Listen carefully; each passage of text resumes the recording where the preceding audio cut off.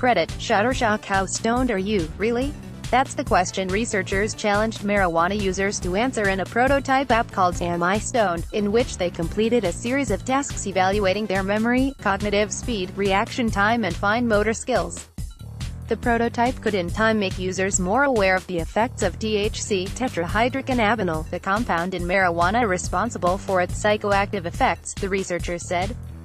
This, in turn, may help them make safer choices about performing activities that may be difficult or dangerous to do while high. Research team leader Harriet DeWitt, a professor in the Department of Psychiatry and Behavioral Neuroscience at the University of Chicago, said in a statement.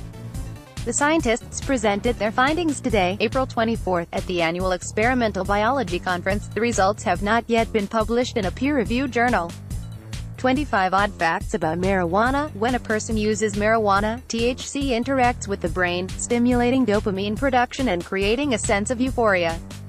It also binds to cannabinoid receptors in brain regions associated with coordination, memory, cognition and time perception, and has been found to temporarily inhibit performance in these areas, though how much it does this depends on the individual and the amount and concentration of the THC consumed. To test the app, the scientists asked 24 people who didn't use marijuana daily to perform the app's tasks on iPhones and desktop computers after consuming either a pill containing THC or a placebo. Activities on the iPhone interface included a test of screen tapping speed, a memory game of tapping flower images in the correct order, and a test that required shaking the phone in response to a blue dot appearing on the screen, to evaluate reaction time.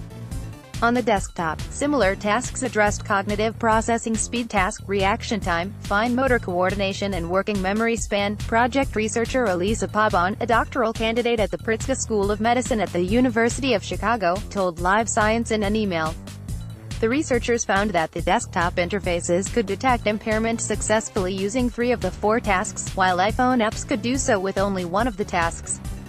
This is perhaps because the computer activities, which took 15 to 20 minutes to finish, offered more chances to observe how THC was affecting the user, Pabon said in the statement. The effects of THC on performance may be subtle, so we need highly sensitive tasks to detect impairments, Pabon said.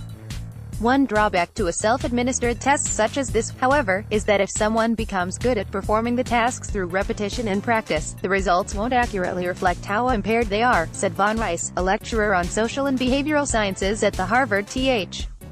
Chan School of Public Health.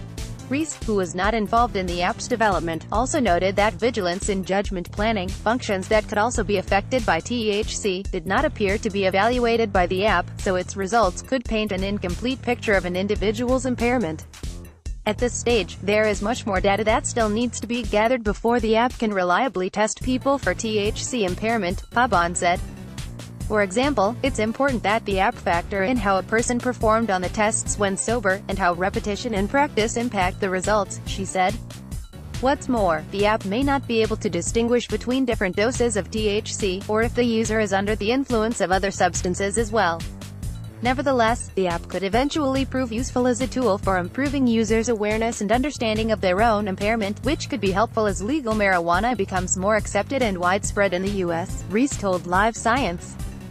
Clearly, it's a step toward helping us to mitigate some of the potential consequences of the wider uptick of marijuana use in communities where it's becoming legalized or decriminalized, Reese said. The next steps for the app will include fine-tuning the tasks to make them even more sensitive to detecting THC impairment, and further research could help to pinpoint circumstances in which users may not be aware of how impaired they are, the researchers reported.